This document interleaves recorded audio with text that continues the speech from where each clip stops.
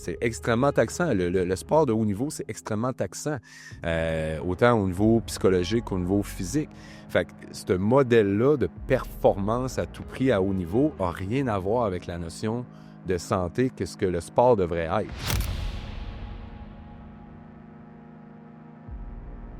Si t'aimes le contenu de Construis ton avenir avec Patrick Olivier, j'ai observé les statistiques. Les statistiques démontrent que seulement 18% des gens qui écoutent le podcast se sont abonnés à la chaîne. C'est une manière tellement facile de faire progresser le contenu et ça va aider ou impacter d'autres personnes que toi. Si tu veux m'aider, abonne-toi à la chaîne. Bienvenue à Construire ton avenir, Éric. Merci d'être avec nous. Fait que j'ai la chance d'avoir Éric Chouinard, qui est mon coach personnel. Je vais te résumer ça vite, mais j'ai déjà dit à mes chums, je me sens comme un millionnaire depuis que tu viens m'entraîner à la maison. Parce que d'avoir un coach personnel, on s'entend que c'est peu de gens qui peuvent avoir ça, mais en fait, on va en parler de ce volet-là. Mais Éric, juste avant de parler du volet d'entraînement personnel ou d'entraînement privé, j'aimerais ça que tu te présentes à l'auditoire de Construire ton avenir. Ouais. T'es qui, Éric Chouinard? Premièrement, merci PO de me recevoir. Ça me fait très plaisir d'être là ce matin avec toi. En fait, moi, Éric Chouinard, je suis un père de famille. J'ai 2 jeunes ados, 2 filles, une de 16 ans, une de 12 ans. On est vraiment une famille qui baigne dans le sport. On est établi au Mont-Saint-Anne, donc ski alpin, vélo de montagne, et ainsi de suite. À la base, moi, j'étais un éducateur physique. J'ai étudié en enseignement d'éducation physique, mais ça fait près de 25 ans, même un petit peu plus que 25 ans, que je suis vraiment passionné de conditionnement physique. Puis aussitôt que je suis rentré à l'université à 19 ans, j'ai tout de suite commencé à travailler là, dans les gyms chez Nautilus Plus, entre autres, là, pour débuter ma carrière. Donc, c'est ça, je suis un grand sportif. J'ai tout le temps baigné dans le sport, dans le coaching, dans la pédagogie, dans l'enseignement. Donc, c'est un peu ça. C'est un peu ça, Éric Chouinard. Quand même. Puis, tu sais, on peut partir là, de ton parcours. Tu sais, 19 ans, tu décides de t'en aller dans l'entraînement sportif. Qu'est-ce qui fait qu'avant 19 ans, tu te passionnes ou que tu décides de t'enligner vers cette carrière-là? En fait, du plus loin que je me rappelle, même au primaire, quand on avait des tests physiques à faire ou qu'ils nous donnaient des petites cartes avec des petits bonhommes si on réussissait le nombre de petits chops, redressement assis, je me rappelle de prendre ça très au sérieux puis de m'entraîner pour me préparer à ces épreuves-là. Je me rappelle embarquer dans un saut de verre Adidas, le bas, le haut, avec les stripes blanches, aller courir le soir puis m'imaginer que le SWAT voulait me recruter. Puis, tu sais, je me créais des mondes pour me motiver à m'entraîner. Je rentrais, je faisais des push-ups, je faisais des redressements assis. Fait que ça a tout été un peu en dedans de moi. Puis après ça, plus tard, c'est plus quand j'ai commencé à jouer au football en secondaire 3 que là, je voyais les gars, parce que moi, j'ai tout le temps été assez grand, pesant. Fait que quand j'ai commencé à jouer au football, au lieu de commencer cadet avec des jeunes de mon âge, j'ai tout de suite commencé juvénile 2A avec des gars qui faisaient 5 ans qui jouaient au football. Puis je me suis fait brasser pas à peu près. Puis les gars, je voyais qu'ils s'entraînaient, puis tout ça. Fait que j'ai commencé, mon père m'avait acheté un bench press qu'il avait mis dans ma chambre au 2e étage de la maison à Beauport, puis je m'entraînais, tu sais. Fait que ça a vraiment commencé là. Puis après ça, j'ai changé d'école. Ça n'a pas été long, ma carrière de football. Puis en secondaire 4 et 5, là, tous les midis à l'école secondaire, j'allais m'entraîner. C'est sûr que je faisais un peu n'importe quoi à cet âge-là. On savait pas trop comment s'entraîner. Fait que ça a tout le temps fait partie de moi.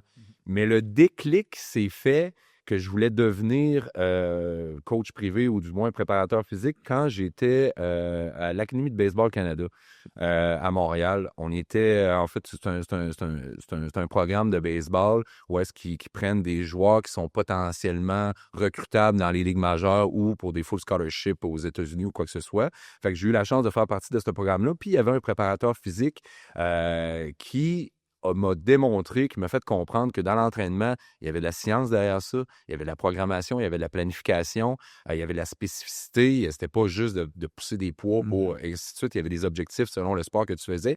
Et c'est ce passage-là dans ce programme-là qui a été le déclic de dire, OK, moi, je veux être préparateur physique, entre autres.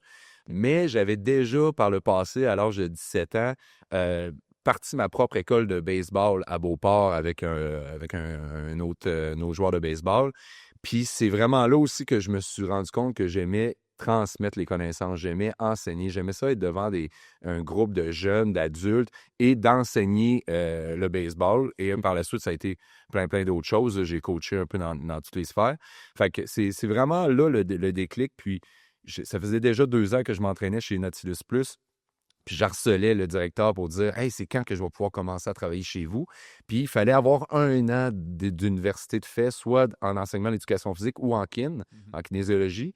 Puis moi, quand j'ai eu ma preuve comme de quoi je rentrais dans le programme d'éduc, j'étais allé le voir, j'ai dit « Hey, je rentre dans le programme, là. » Fait que là, il dit « OK, là, t'es tannant, je te passe en entrevue. » Puis finalement, j'avais passé l'entrevue. Il m'avait engagé même si j'avais pas 1 an de fait. Fait que j'ai commencé à travailler chez Nautilus Plus, puis après ça a été les autres gyms, tout s'est enfilé là, après mon bac, puis ainsi de suite.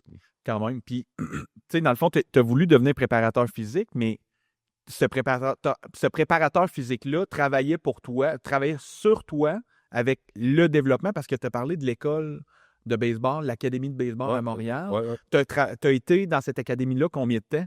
J'étais là une saison, en fait. Là. OK. J'ai fait juste un passage là, pendant une année. Puis c'était un programme où est-ce que c'était comme un peu un sport-études. Là. Le cégep nous accommodait pour nous faire notre horaire de cours le matin. Puis l'après-midi, on s'entraînait. OK. Puis comme je t'ai dit, après ça, on avait un voyage à un camp d'entraînement en Floride où est-ce que les recruteurs pouvaient venir nous voir. On a joué au Skydome, on a joué au Stade olympique. Fait que le but, c'était de nous exposer. Puis on s'entraînait en équipe.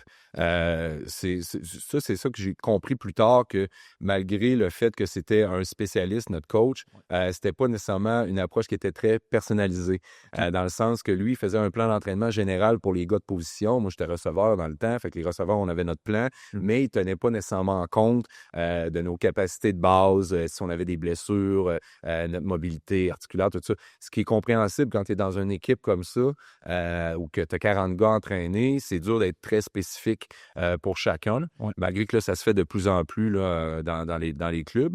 Mais grosso modo, c'est ça, c'est ce passage-là, puis d'expérimenter aussi différents types d'entraînement, parce que, tu sais, avant, je faisais du chest-bras, là, avec un petit peu de jambes, parce qu'il fallait que j'en fasse, mais après, c'est là que j'ai compris qu'il y avait beaucoup de protocoles différents selon les objectifs, tout ça, puis de les avoir testés, ça m'a donné le goût vraiment de transmettre ça, là, à mes clients, dans le fond, mes futurs clients. Là. Exact. Puis tu l'as testé sur toi. Absolument. Dans le fond, puis j'ai tout testé. là, j'ai attrapé un mot, tu as dit le mot personnalisation. C'est-tu vraiment pertinent d'avoir une personnalisation dans ton programme? Ou tu peux regarder TikTok, dire OK, il m'a dit c'est un plan d'entraînement, j'ai demandé à ChatGPT, il va me faire un plan d'entraînement. Là, la personnalisation, à quel point c'est pertinent? Je te dirais que ça va dépendre de la clientèle comme telle. C'est sûr que pour des jeunes qui ont pas une grande maturité physique, qui n'ont pas nécessairement un gros background de blessures non plus, qui n'ont pas vécu dans des postures récurrentes, dans le sens que quelqu'un qui a 40 ans, qui travaille dans un bureau, ça fait 20 ans, qui est assis 8 heures par jour, n'a pas nécessairement les mêmes courbatures, la même posture qu'un jeune de 14-15 ans, qui, lui, bouge constamment, puis ainsi de suite. Mais je te dirais que rendu à un certain âge, selon ce que tes objectifs. Premièrement, tu vas spécifier, tu vas rendre le programme plus spécifique selon les objectifs du client, mais aussi selon sa composition corporelle. Qu'est-ce qu'il est capable de comprendre aussi comme mouvement? Si ton chat GPT ou ton application te dit il faut que tu fasses 100 squats par semaine, je dis n'importe quoi, mais qui ne t'explique pas comment faire ton squat, ou tu n'as pas de rétroaction sur la qualité de ton squat, la mécanique, tu as tout le temps une perte du genou vers l'intérieur ou quoi que ce soit, bien là, tu travailles dans le beurre, puis même tu risques de te faire mal. Fait que c'est là que rentre l'intérêt de peut-être faire affaire avec un entraîneur personnalisé, d'aller évaluer au départ. Puis souvent, moi, ce que je fais avec mes clients, c'est les premiers programmes d'entraînement, c'est plus des programmes correctifs. On va aller corriger les manques de mobilité articulaire, on va aller corriger les déséquilibres musculaires, on va aller corriger les techniques de mouvement pour qu'après ça, on puisse partir sur une base solide, puis après ça, builder vers l'objectif. Mais si on skip, on passe cette personnalisation-là, bien, les personnes vont continuer à avoir les mêmes déséquilibres musculaires, les mêmes inconforts, les mêmes blessures, puis ils repartent au point de départ. On repart en physio, on fait quelques semaines de physio, les exercices, on vient, on se refait mal, ça marche pendant un certain temps. Donc, c'est là que rentre le fait d'être très spécifique avec le client. Quelqu'un qui n'a jamais eu de blessure, il n'y a pas de problème, il n'y a pas de douleur, tant mieux, lui, c'est peut-être plus indiqué pour lui, mais on s'entend que la majorité des gens, on a tout un petit peu des petits bobos, on a tout un petit peu des manques de mobilité à quelque part qui nous nuit dans notre performance, dans l'entraînement physique puis dans notre préparation. Fait que c'est sûr que le générique peut faire, mais avec ce que je peux avoir comme expérience, 99% de mes clients ont besoin de quelque chose qui est très précis selon leurs conditions. Puis même 2-3 clients qui ont la même condition, ne la vivent pas de la même manière parce que le taux de douleur, la tolérance à la douleur n'est pas la même. Ils font peut-être pas les mêmes activités physiques, donc les limitations ne sont pas les mêmes. Ils n'ont pas le même background. Ils n'ont pas le même background. Fait encore là, ça peut être différent d'une manière d'un client à l'autre, même si il y a la même pathologie, la même problématique de base. OK. Parce que là, tu parles de déviation, des petits mouvements, des petits correctifs qu'on peut faire, mais là, tu as parlé de blessures dans la même phrase. C'est-tu toujours vers là que ça s'en va? Non, Pas toujours. Non, mais tu sais, c'est Mais ça pourrait causer. Ça pourrait causer, puis c'est bien rare qu'un mouvement qui est fait à répétition, qui est mal fait, qu'une personne qui n'avait pas de blessure au genou va s'en sortir indemne. C'est sûr qu'il va à un moment donné, elle va dire « Hey, j'ai mal au genou. » C'est inflammation. C'est inflammation. Puis là, ben, si elle ne s'écoute pas ou si on ne règle pas le problème, ben, ça risque d'empirer. Fait que, mais c'est pas tout le temps vrai que ça mène à une blessure, mais c'est une très grande majorité des cas. Là. OK. Puis là, j'attrape, dans le fond, si elle ne s'écoute pas. Là, j'ai l'impression de m'entendre, dans le fond, une conversation avec toi. Dans le fond, tu m'as souvent dit « écoute-toi, écoute ton corps ». Mais oui, mais j'ai un plan. Moi, il faut que je fasse le plan. Mais c'est quoi tu veux dire par écouter son corps? Ben, en fait, c'est... Dans le jargon là, de la réhabilitation physique ou dans l'entraînement, si jamais tu as une fatigue, OK, un taux de fatigue, ton plan d'entraînement, là, c'est un puzzle. OK? Normalement, là, si ton plan est bien fait et n'est pas trop contraignant, tu es capable de déplacer des affaires dans ta semaine parce que ton enfant est malade le matin, tu n'as pas eu le temps de faire ton vélo. Il ne faut pas que tu commences à te stresser avec ça. Il faut que tu sois capable de le déplacer dans ta semaine et que ça soit autant payant. Si tu es fatigué, tu as eu une grosse journée, tu es fatigué, puis que tu avais un entraînement à haute intensité à faire, bien, à ta haute intensité, il ne faut pas que tu le fasses en état de fatigue si tu veux que ça soit pertinent et que ça soit payant. Il faut que tu le fasses dans un état de repos. Okay. Fait il faut que tu apprennes à modifier tes affaires et que tu ne te culpabilises pas parce que c'est ça qui était marqué dans ton plan. Fait à un moment donné, il faut que les gens décrochent de ça puis qu'ils voient ça comme un morceau de puzzle parce que la charge mentale ou le stress que les gens peuvent se mettre à cause qu'ils ne suivent pas by the book un plan, ça peut être plus nuisible sur la motivation que bénéfique. Fait que moi, quand je présente une planification d'entraînement à quelqu'un, je regarde, voici ce que tu devrais faire dans une semaine, puis voici les critères que tu devrais respecter. Du genre, fais pas 2 séances d'intensité back-à-back, 2 jours de suite. Laisse-toi des jours de repos. Dans la séance qui est en rouge, là, qui est la grosse intensité, tu dois la faire en état de repos. On a marqué ça vendredi dans le plan. Vendredi, tu es fatigué. Couche-toi comme il faut, mange comme il faut, fais-la samedi. Ouais, c'est pas grave. Fait que c'est un peu ça que je veux dire par s'écouter. Puis l'autre chose aussi, c'est que de s'entraîner, des gens qui ont certaines blessures qui traînent depuis longtemps ou sont en réhabilitation, de s'entraîner dans un certain taux de douleur, c'est acceptable. Je ne sais pas si tu connais l'échelle de douleur. Là. 0, tu te réveilles, il ne se passe rien, tu n'as pas de douleur. 10, je viens de te poignarder dans le foie. Là. OK. Mais il faut que quand tu t'entraînes, qu'est-ce qui est tolérable? C'est une tolérance de 2 à 5 sur 10 de douleur. Mais si cette douleur-là continue dans les 24 heures, 48 heures ou augmente, ça veut dire qu'on en a trop fait. Fait que c'est là aussi, quand je dis de s'écouter, c'est que, OK, mon coach... C'est pas plus ça me tente pas, je le fais pas. En fait, non. c'est plutôt de modifier tes choses, d'adapter. Exactement. Okay. Puis de s'écouter quand tu as de la douleur, même si dans ton plan d'entraînement, c'est marqué qu'il faut que tu fasses de l'intensité, mais là, ton genou te fait mal à 7 sur 10, bien, tu vas être capable de dire « Non, je prends un repos aujourd'hui. Okay. Je prends un repos, je m'écoute, puis je le ferai demain ou après-demain. Puis c'est pas grave, là. Il n'y a personne qui gagne sa vie, en tout cas, avec le sport. Le sport est là pour notre santé. Mais si notre sport devient une nuisance à notre santé, bien là, c'est là que ça marche pas. Là. Puis là, ben, écoute, je vais ouvrir la porte là-dessus parce qu'avant, on en a parlé un peu. Le sport puis la santé, c'est-tu toujours... On est-tu toujours, même si ton corps est top shape ou que tu t'entraînes, est-ce que c'est toujours... T'es-tu toujours en santé? Je sais pas si tu m'expliques bien. Ouais, mais le concept de santé puis de shape ou de forme physique, c'est 2 concepts qui sont différents. Okay. Parce que, en fait, tu peux être en très, très grande forme physique mais avoir un paquet de problèmes de santé. Mhm. Tu sais, tu peux avoir un VO2 max de la mort, mais tu peux avoir un genou qui est en train de mourir, là, tu sais, qui est complètement scrap. Ok. Tu peux avoir des problèmes de cholestérol puis être un athlète. Ouais. Tu sais, bon, génétiquement, tout ça. Tu sais, il y a plein de choses que le sportif de haut niveau, même un sportif de très, très haut niveau, tu sais, on voit souvent dans les Olympiques, là, on est dans les Olympiques, on entend parler qu'un athlète est tombé malade juste avant sa période d'Olympique. Ben, c'est compréhensible parce qu'il est tellement entraîné, il est tellement pas fatigué, mais tellement entraîné que son système immunitaire est plus faible, puis là, il va pogner une maladie plus rapidement qu'un autre. Fait que, tu sais, d'être en santé, c'est de ne pas avoir de problèmes articulaires, c'est d'avoir une bonne gestion, d'avoir Un bon sommeil. un bon j'imagine. sommeil, d'avoir un psychologique qui est sain. Et ça, tu n'as pas besoin de sport à haut niveau pour atteindre la santé. Puis le sport à haut niveau, souvent, on peut en parler longtemps. On a eu une preuve là, avec Lindsey Vonn aux Olympiques. Oui. Ça peut être nuisible à très, très long terme. Lindsey Vonn, d'après moi, elle regrette là, d'avoir pris le départ parce que peut-être qu'elle ne skiera plus de sa vie. Elle ne pourra pas skier avec ses petits-enfants. Elle pourra pas... Fait que c'est le niveau de vie. Puis, tu sais, je regarde des anciens joueurs de la Ligue nationale de hockey, des anciens footballeurs. Il y en a qui marchent en canne à cette heure-là. Tu sais. Ils ont eu une grosse gloire, ils ont eu les millions, mais est-ce qu'ils sont en santé? C'est taxant sur le C'est corps. extrêmement taxant. Le sport de haut niveau, c'est extrêmement taxant. Autant au niveau psychologique qu'au niveau physique.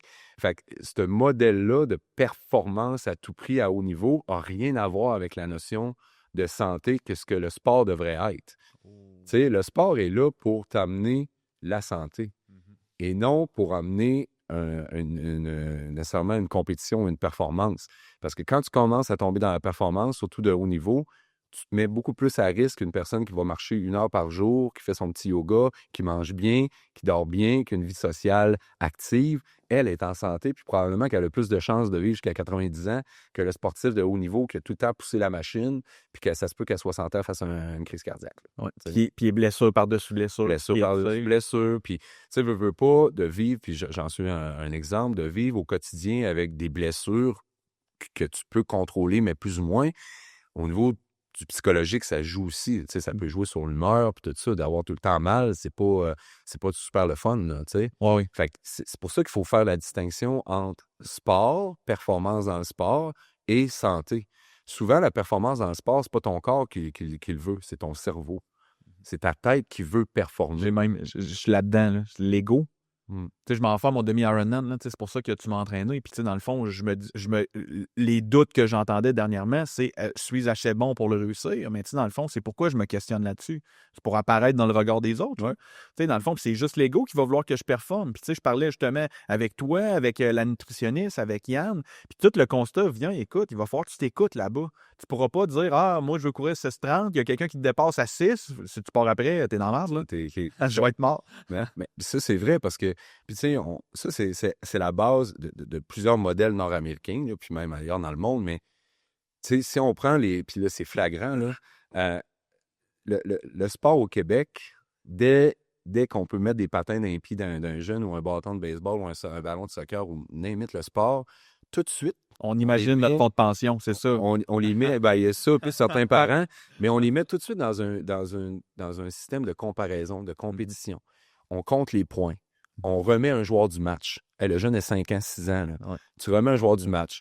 Tu perds, tu gagnes. Fait que constamment, beaucoup de jeunes développent le goût de faire du sport pour avoir de la reconnaissance des autres. Et ça, à un moment donné, ça a une fin.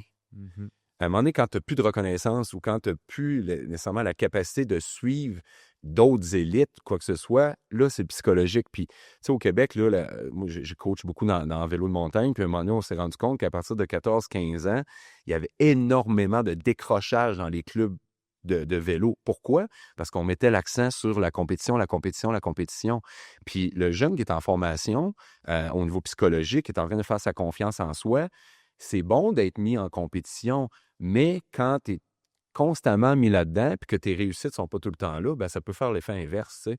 Puis, je parle souvent du modèle scandinave, puis encore un matin, je voyais un reportage de Radio-Canada qui se demandait pourquoi qu'un pays comme la Norvège domine les médailles au niveau des Olympiques, puis interviewait des athlètes norvégiens, entre autres. Puis c'est pas compliqué, c'est que dès leur jeune âge, ils ne sont jamais mis en mode compétition. Mhm. Et jusqu'à l'âge de 13 ans, tu ne fais pas de compétition, ils ne comptent pas les points. Ils intègrent le plaisir de faire du sport. Et ça leur reste toute la vie. Puis après ça, à partir de 13 ans, ceux qui ont plus de talent, ceux qui ont plus d'intérêt, là, ils vont avoir les structures pour les emmener jusqu'aux Olympiques. Mais ils n'en brûlent pas. Puis les autres, eux autres, ils continuent leur petit bout de chemin, puis ils vont faire leur sport avec leur famille le dimanche, puis ils se rendent à leur job en ski de fond. Puis parce que quand ils arrivent, ben, il y a des douches pour pouvoir... Tout est intégré pour que les gens soient actifs. Et eux autres, là, de se comparer aux autres, là, ça ne fait pas partie de leur mœurs quand ils sont jeunes. Fait que ça, c'est un gros problème quand même qu'on a. Puis ici au Québec, puis au Canada, puis si tu regardes les États-Unis, ils peuvent bien ramasser autant de médailles qu'ils veulent, mais ils ont quand même le taux d'obésité le plus élevé au monde. Fait que est-ce que le modèle est bon? Absolument pas. Puis, tu sais, notre sport national, c'est le hockey. Dans le fond, si c'était vrai, dans le fond, on enverrait énormément de personnes dans la Ligue nationale. Ouais, mais il y a eu un Québécois dans l'équipe Canada cette année. Tu sais. Ah, il n'y a même pas de Québécois? Même pas de Québécois. Ah ouais, j'ai même pas remarqué. Fait que, tu sais, c'est ça. Puis, tu sais, tu regardes les structures comme le hockey, où est-ce que les équipes, dès tu as 10 ans, il faut que tu fasses l'équipe 3 l'été. Fait que là, quoi? Comment ça? Je vais faire jouer au hockey 12 mois par année. Ouais. Tu sais, de toute façon, là, c'est de plus en plus documenté de faire du sport différent aux jeunes, c'est ceux qui deviennent les meilleurs athlètes parce que chaque sport développe une coordination qui est différente, des prises de décision qui sont différentes. Tu as des sports d'équipe, des sports individuels qui t'amènent des choses qui sont complètement différentes au niveau de ta personnalité, au niveau de ton développement.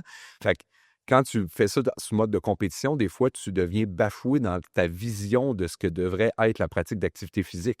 C'est tout le temps dans la performance, tout le temps, si je ne gagne pas une médaille, les autres, les estrades, mes parents, mes beaux-parents, mais si ça, qu'est-ce qu'ils vont penser, tout ça. Puis ça, c'est très, très néfaste au niveau de la santé à long terme. Fait que c'est là-dessus que j'ai un peu de la difficulté avec le modèle à cette heure. C'est beaucoup dans la performance, beaucoup dans l'appareil, dans le regard des autres, comme tu l'expliques. Les dangers de tout ça, c'est le décrochage sportif? Décrochage sportif. On le voit beaucoup chez surtout les jeunes filles, mais aussi au niveau des garçons à l'adolescence. C'est bon, quand il n'y a pas juste le sport qui rentre en ligne de compte. Tu as les filles, à un moment donné, tu as les amis qui ont beaucoup d'influence. Il y en a qui commencent à travailler, ils vont à l'école. Fait que l'horaire se remplit un peu plus. Fait que qu'est-ce qui prend le bord souvent? C'est le sport. Puis si ces jeunes-là ont été beaucoup dans la performance, puis qu'à un moment donné, il y a d'autres choses dans leur vie qui font en sorte qu'ils performent moins, ben au lieu de dire « je vais le faire pour le plaisir », ben ils vont décrocher du sport. Fait que ça, souvent, ces gens-là vont revenir dans le sport éventuellement, mais si tu veux rester en santé, PO, il faut que tu en prennes. C'est la régularité qu'il faut. Fait que les gens qui, mettons, qui ont fait du sport, qui ont joué au hockey, tu sais, on en voit, hein, puis je veux pas être péjoratif tout ça, là, mais puis englober tout le monde, mais tu sais, des parents, des pères de joueurs de hockey qui ont joué au hockey jusqu'à junior. Puis là, tu les regardes dans les estrades, ils pèsent 300 livres. Pourquoi t'as arrêté? Bon, je jouais plus au hockey, que tu pouvais faire d'autres choses. J'ai juste joué au hockey toute ma vie. Puis une fois qu'ils ne pouvaient plus jouer au hockey, il n'y avait pas d'autres habitudes de pratique d'activité physique. Et ces gens-là ne sont pas en santé, ne sont plus en forme. Fait qu'ils sont spectateurs de la forme de leur enfant. Fait que c'est là qu'ils font ça fonctionne pas. J'attrape ça, puis on embarque dans les statistiques. Le livre de Pierre Lavoie, dans le fond, il faut que ça bouge.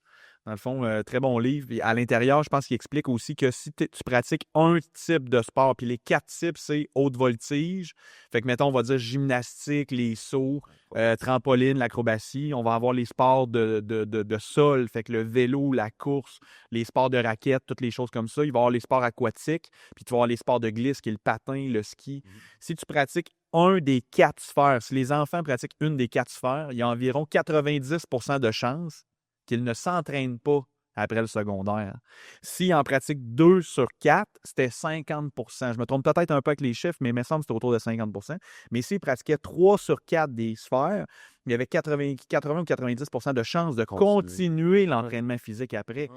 Fait que quand tu parles de spécialisation du père de famille que je jouais au hockey, qu'un élite, nanana, il finit que finalement, il échappe peut-être sa situation de santé à long terme. Exact. Puis j'ai eu une conférence avec Laurent Duvernay-Tardif, qui est quand même réussi, là, une belle réussite, devenu médecin en jouant dans la NFL et en gagnant le Super Bowl. Mais il expliquait qu'il a fait environ une quinzaine de sports avant de jouer au football. Exact. Il dit, si je n'ai pas ça, je ne gagne pas la NFL. Non. Genre, c'est une question, dans le fond, on va dire, c'est pas mathématique, c'est une question peut-être de mettre de la conscience. Pierre Lavoie, il disait, un coup, tu le sais, tu peux plus le désavoir. Fait que si tu l'as écouté, dans le fond, c'est important de mettre des sports différents pour les enfants, pour leur amener cette habitude-là. C'est ça, c'est Puis mis dans ça, la contexte. compétition, peut-être, là, consciemment. Surtout en bas âge. C'est là que tout se bâtit au niveau de la confiance, puis de la psychologie, puis ainsi de suite. Fait que c'est sûr que si la diversité dans le sport, ça t'amène à mettre les jeunes dans différents contextes. Tu sais, quand tu fais une course de vélo de montagne, oui, tu te bats contre les autres, mais c'est ta course à toi. Tu sais, quand tu joues au baseball ou au hockey ou un sport d'équipe, tu as 9 ou 8 ou 5 autres joueurs sur qui tu peux compter. Fait que c'est un autre minding aussi. Fait que les gens qui font que du sport individuel, je remarque, parce que je côtoie ces gens-là, comme adultes, ils deviennent un type d'adulte en particulier. OK. Ceux qui ont fait beaucoup de sport d'équipe, je vois qu'ils sont un autre type d'adulte. OK. Fait que, puis, c'est la même chose quand tu travailles dans une école secondaire. Quand on dit que tout le monde est individuel, puis tout le monde est unique, fine. Mais quand tu travailles, fait 15 ans, 20 ans, tu travailles dans une école secondaire, tu as les métalleux, tu as les tout revient tout le temps, tu as des catégories de gens, veut pas. Là, Fait que c'est la même chose à l'âge adulte. Puis c'est facile de voir, toi, tu as fait du sport individuel toute ta vie. Toi, tu as fait du sport d'équipe toute ta vie. Ah, toi, tu as fait les deux. OK, ouais. On le voit qu'il y a un balance qui s'est fait, tu sais. Fait que de mettre les jeunes dans les différents contextes comme ça, c'est des apprentissages différents, puis ça fait juste des adultes qui vont devenir plus complets en termes de personnalité, puis en termes d'interaction sociale aussi. Fait que, encore là, la spécificité, c'est pas juste pour le développement physique global, mais c'est aussi pour le développement psychologique global. Fait que les gens qui font pas de sport d'équipe, qui font juste du sport individuel ou vice-versa, il leur manque quelque chose. Fait que, comme tu dis, comme Pierre dit, si tu as touché à 2, à 3, ben ça te laisse plus de chances par la suite de continuer de pratiquer du sport. Puis, je reviens juste à une anecdote. Dans les programmes sport-études, ça, c'est une autre chose. T'sais, là, de plus en plus, il y a des programmes sport-études qui prônent la diversité. Oui, ton sport principal, par exemple, c'est le hockey, mais tu vas faire du hors-glace, de la conditionnement physique. Tu vas faire aussi un petit peu de plein air, aller monter le Mont-Saint-Anne. Tu vas toucher aussi à d'autres sports.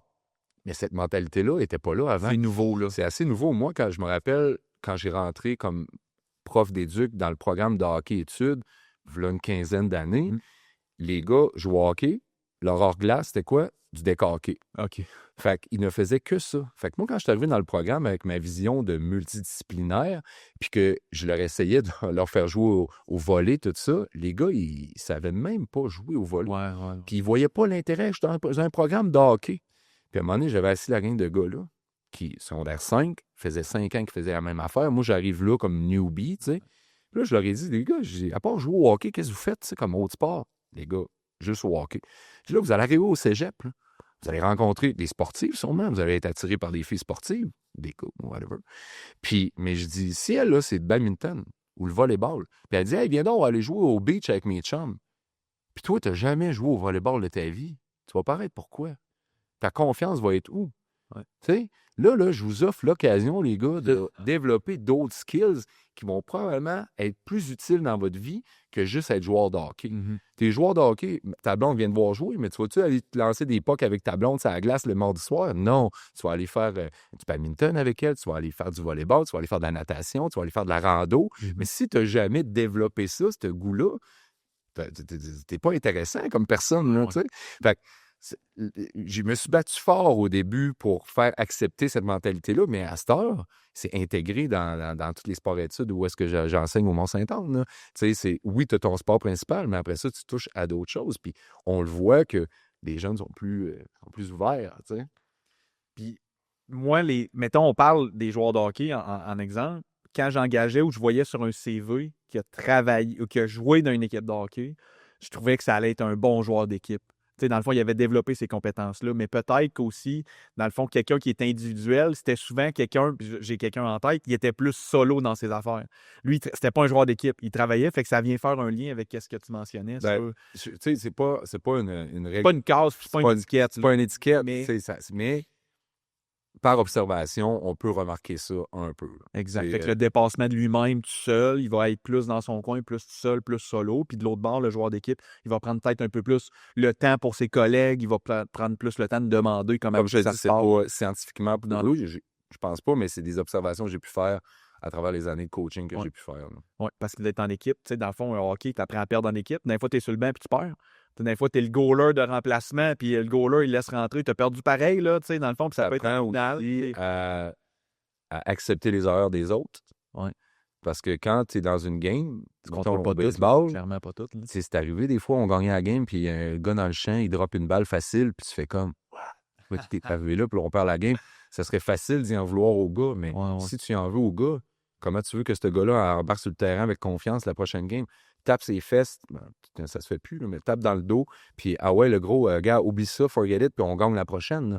Fait, tu sais, il y a ça qu'en individuel aussi que tu n'as pas. Souvent, tu vas te comparer avec toi-même. Puis des fois, on est dur avec nous-mêmes. Là. Fait que si tu n'es pas bien encadré là-dedans, ça peut devenir l'anxiété de performance, puis ainsi de suite, qu'on voit beaucoup plus, je crois, dans les sports individuels que dans les sports d'équipe. Parce que justement, cette anxiété-là est répartie sur une équipe complète et non seulement sur un seul individu. Tu peux le partager sur les autres épaules, on va dire ça comme ça. Le poids est réparti. Je vais attraper, je vais aller dans un autre sujet, mais j'attrape, dans le fond, le mindset. Dans le fond, c'est carrément ça. C'est la mentalité du joueur d'équipe ou la mentalité du sportif que quand le gars il échappe la balle, quand même bien qu'on crissera après, on ne peut pas modifier le reste. C'est ça. J'attrape rien qu'un truc. Je commence à vouloir m'entraîner pour mon demi-Ironman. Je dis, écoute, ça va me prendre de l'aide. Fait que je décide de communiquer avec toi. Ça fait quelques années, mais on reçoit un courriel d'Élise. Fait que là, je me dis, bon, mais quel lien il fait? Chris, Eric va pouvoir m'entraîner. Fait que je communique avec Eric. La première affaire que tu m'as dit, c'est que tu as communiqué avec des coachs que tu connais. Puis quand tu as expliqué ma situation, ils ont dit, ah non, c'est impossible. Puis ça, si ça avait été le coach que j'avais rencontré, puis il m'avait dit ça, clairement, je serais parti avec l'humeur d'un talon. Là. Ça aurait été vraiment difficile, je pense, de m'entraîner ou d'accomplir. Le conseil a plutôt été, va créer l'habitude. Je te demande de courir 2 minutes à chaque jour pendant 30 jours, histoire de créer l'habitude ou l'envie de courir. Ce mindset-là, tu as découvert ça où? Qu'est-ce qui t'a fait développer ton mindset? C'est-tu les sports d'équipe particulièrement? C'est-tu la lecture? C'est-tu l'entraînement avec le nombre d'années? Oui, je te dirais, c'est sûr que moi, je faisais partie d'une génération où est-ce que c'était tu joues au hockey, tu joues au baseball. C'est un peu ça. Moi, j'ai été élevé en banlieue à Beauport, puis c'était ça qu'on faisait. Je connaissais pas, j'avais pas d'amis qui faisaient du vélo de montagne, qui faisaient du ski alpin ou des choses que maintenant je pratique. Fait que j'ai été beaucoup exposé au sport d'équipe. Pour me rendre compte, moi, perso, par la suite d'avoir fait du sport individuel, que j'avais peut-être plus le profil sport individuel que sport d'équipe. OK. Fait que mon mindset, je pense, c'est plus la rencontre des deux univers à l'âge de 25 ans que justement, j'ai pris ce que j'aimais beaucoup du sport individuel, de ce que j'aimais du sport d'équipe, puis c'est ça qui a créé mon mindset que j'essaie d'introduire auprès de ma clientèle. Face à des défis comme toi, tu t'es lancé, je suis qui, moi, pour te dire non, c'est pas possible. Il y a tellement de choses. Par contre, moi, je peux te dire, OK, ça va être dur. Je vais t'accompagner du mieux que je peux là-dedans. Puis tu m'as vu aller avec toi. Là. Exact, c'est ce que j'ai senti. Je t'ai pas freiné, mais je te remettais les points saisis. Tu sais, OK, regarde, ça, peut-être que c'est trop. Ou, regarde, vois pas ça comme ça, vois ça comme ça. Parce que c'est des. Tu sais, de se lancer dans un demi-Ironman, puis tu me dis, Eric, la dernière fois, j'ai couru plus que 2 km, je suis en secondaire 5. Dans ma tête, c'est sûr que ça a fait OK, man. Tu sais, tu te lances dans tout un défi. Puis moi, la crainte que j'ai là-dedans, c'est que j'ai beaucoup de gens, de clients, à travers toute ma business que j'avais, puis tout ça, qui se sont lancés des objectifs un peu trop élevés par l'effervescence du club ou des autres qui, les autres, faisaient des 80 km de course, tout ça. Puis maintenant, ils ne courent plus. Ils ne font plus de sport, ils se sont écœurés, ils n'ont pas atteint leur objectif, se sont blessés dans la recherche de leur objectif, peut-être qu'ils n'étaient pas aussi bien encadrés. Toi, tu as pris la peine de te faire coacher. Il y en a d'autres qui faisaient ça un peu à la va-vite, puis c'est ça que ça a donné. Fait que c'est pour ça que moi, je dis, OK, c'est beau, fine, tu as un objectif qui est un peu hors du commun, qui est ambitieux. Qui est ambitieux. On va y aller. Puis comme je t'ai déjà dit, déjà la trail que tu as faite, tous les efforts que tu as faits pour te rendre à la ligne de départ de ton Ironman ou de ton ultra trail ou de ta course de vélo ou whatever, quelle épreuve que tu as décidé de te lancer, ben c'est une victoire. Ouais. D'avoir fait le cheminement, d'avoir pris le temps de le faire. C'est sûr que si tu te présentes sur ta ligne d'arrivée puis tu sais que tu t'es entraîné 3 fois puis que tu vas passer le pire quart d'heure de ta vie, plus que le quart d'heure, là, Un bon 8 heures, c'est un pas bon la même chiffre. chose. Mais si tu t'es mindé, tu t'es préparé puis tu as fait tout ce que tu étais capable de faire dans le temps que tu pouvais pour atteindre cet objectif-là, déjà, c'est une grosse victoire. Puis après ça, il y a tellement d'impondérables qui peuvent se passer pendant cette journée-là. Il peut vanter, tu peux avoir des crampes, tu peux Des fois, les Ironman, ils annulent la nage parce qu'il y a trop de vagues. Là, trop de vagues ou quoi que ce soit. Fait que tu peux manger un coup de pied au début de ta natation qui te donne mal aux genoux pour le reste de ton vélo puis de ta course. Il y a tellement de choses, de paramètres que tu ne peux pas contrôler. La seule affaire que tu peux contrôler, c'est ta préparation. La journée de ta course, il arrivera ce qui arrivera. Fait que c'est pas une finalité, cette course-là. C'est plutôt le processus qui est intéressant là-dedans. Fait que moi, je suis là, puis comme je t'ai dit, j'ai fait du mieux que je pouvais pour t'accompagner là-dedans, autant au niveau du mindset qu'au niveau physique. Puis après ça, ben, il arrivera ce qui arrivera. Tu ne pourras pas avoir une aussi bonne performance qu'une personne que c'est son 3e Ironman ou qui part, mettons, d'un background de sport d'endurance. Il a fait des marathons, il a fait des courses de vélo, 80, 100 km. Donc, une base d'endurance qui est là, puis tout ce qu'il y a à faire, c'est de travailler la technique ou les transitions ou l'adaptation musculaire des 3 autres sports. C'est pas la même chose qu'une personne qui part un peu de scratch, s'en va ailleurs. Fait que c'est pour ça que je te disais, ton Ironman, là, c'est un test et on va mettre les balises pour tes prochains et tout ça. Mais ce qui est important de retenir, c'est que j'espère que ton processus, c'est quelque chose qui va te rester intégré puis qui ne fera pas comme tu vas arrêter de t'entraîner pendant 1 an jusqu'à temps qu'un autre te donne un autre défi, puis là, que tu te relances là-dedans à 100%, ça brûle. Ça brûle le corps. Ce qu'il faut, c'est la régularité. Ouais. Fait que c'est un peu ça le mindset que je te disais. Je veux pas te freiner, mais je veux que tu sois conscient de dans quoi tu te lances. Puis moi, je te donne les meilleurs outils pour que tu le fasses. Tu les as faites. Maintenant, arrive à la ligne d'arrivée, de départ, puis sois zen. Puis dis-toi, il arrivera ce qui arrivera. Je me gère, je fais mes affaires, je pars pour une belle journée au Mexique, faire 3 épreuves, je m'en nager, pédaler, puis courir au Mexique. C'est ça, il faut que tu te dises. Faut pas que tu penses à du temps. Faut pas C'est un que tu- méchant trip pareil. Là. méchant trip. Oui, exact. Oui, Tu sais, dans le fond, c'est grâce à tout cet enseignement-là, ce mindset, puis j'accepte, tu sais, dans le fond, merci de me dire ça parce que c'est dans 10 jours. Dans le fond, ça approche. Puis, dans le fond, clairement, tu sais, je me comparais aux autres, je me comparais à mon entraînement. Là, est-ce que j'en ai fait assez? Mais on en a parlé cette semaine, hier. D'ailleurs, je suis encore raqué un peu d'hier matin. Dans le fond, c'est j'ai fait, tu sais, j'ai mis les efforts, puis même, je te mentionnais, j'en ai mis plus que qu'est-ce que je m'attendais au départ. Parce que quand je te rencontre, je te dis également, Éric, j'ai pas couru, ça fait 15 ans, mais j'ai aussi une blessure. Tu sais, puis dans le fond, cette blessure-là à la cheville, là, tu fais « Oh, t'as peu, là, faut pas que cette blessure-là à la cheville vienne te miner pendant la course, la natation et le vélo. » Tu sais, puis sinon, c'est sûr et certain que tu vas probablement empirer. Tu sais, dans le fond, faire une épreuve de même avec une blessure, là, dans le fond, c'est peut-être des dangers de rester invalide à vie. Je veux pas y aller intense que ça, mais ça peut arriver. C'est des blessures qui peuvent te suivre quand même pendant longtemps. Blessure, ça t'es-tu déjà arrivé? Moi, j'ai un chum, Jean Fortier, pour pas le nommer, le directeur du Québec Mégatrail, qui dit que je devrais monter un one-man show, un stand-up comique, juste pour expliquer toutes les blessures que j'ai pu avoir et les bad luck que j'ai pu avoir dans ma vie. Non, c'est ça, les blessures, ça me connaît beaucoup. J'ai eu des blessures depuis l'âge, je te dirais, je me rappelle à 10 ans, je m'étais reviré le genou, je m'étais fait une entorse au genou en lançant un ballon de basket chez nous, puis depuis ce temps-là, je pourrais vous en nommer. Puis ça l'a vraiment influencé quand même ce que je suis devenu comme préparateur physique.